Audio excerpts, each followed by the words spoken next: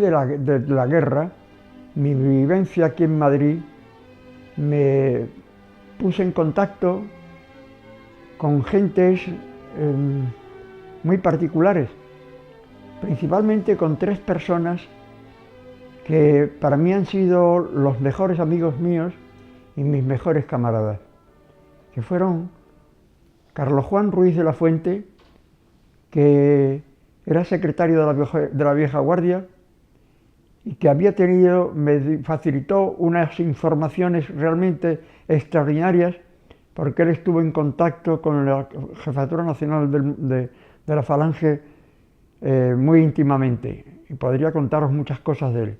El otro fue Patricio González de Canales, un hombre que su lealtad falangista se manifestó en la falange auténtica que se planteó en la clandestinidad con el propósito de asesinar a Franco.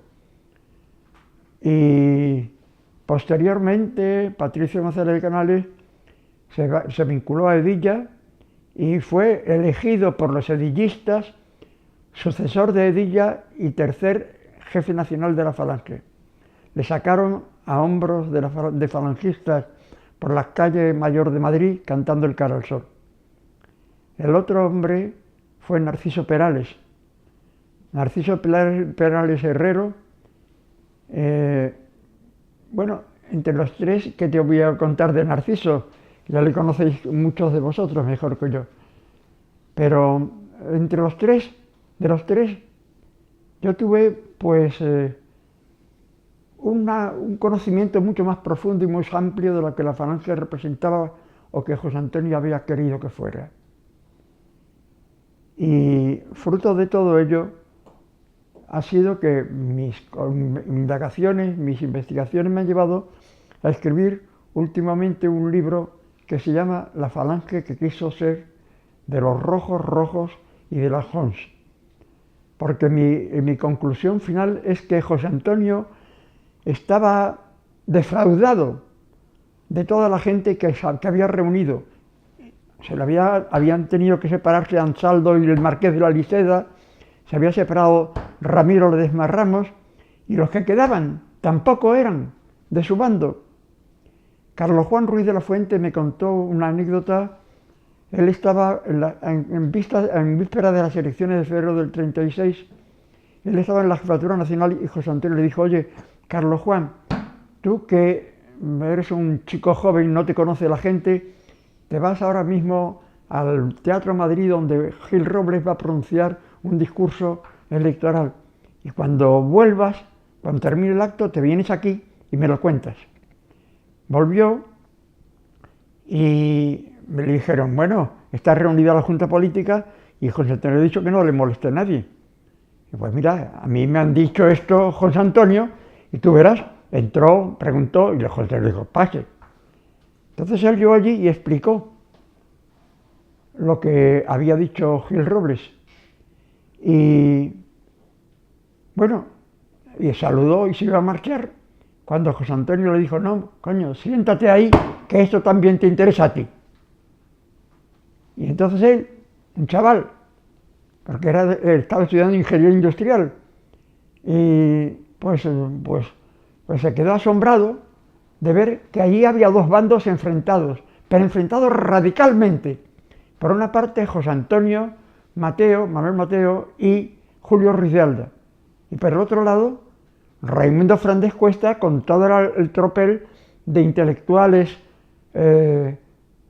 Bueno, este hombre se quedó tan asombrado que me decía él: yo salí de allí convencido de que se iba a producir inmediatamente otra escisión nuevamente.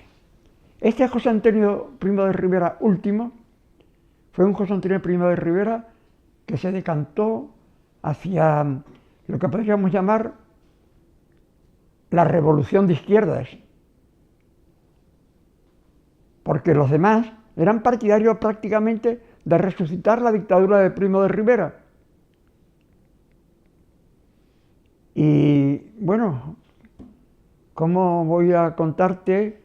Lo que sí es verdad es que Carlos Juan, Narciso Perales y y Patricio González de Canares, a este grupo nos vinculamos también Sigfredo, Hiller y yo. Pero yo fui el que llevó a Sigfredo a este grupo. Y llegó un momento determinado en que después de una serie de que nos prohibieron La Ballena Alegre, nos suprimieron la revista Sindicalismo, la de la primera época, no esta, y bueno, nos reunimos un día en casa de Patricio y planteamos el problema de qué es lo que vamos a hacer ahora. Narciso Perales se decantó, dijo, yo voy a hacer una falange auténtica, porque esto, resucitar el intento que hubo en la clandestinidad, y lo voy a plantear nuevamente. Patricio se decantó porque él tenía que ser fiel a sus compañeros, a sus camaradas, y no podía cambiar más que de rumbo, y que él se vinculaba al edillismo, a Manuel Edilla, que es el sucesor de la Falange, y que con ello moriría. Carlos Juan Ruiz de la Fuente no asistió porque estaba enfermo, y al poco tiempo se murió. Y Sigfredo dijo que él se iba a la universidad, y yo me decanté por el movimiento obrero.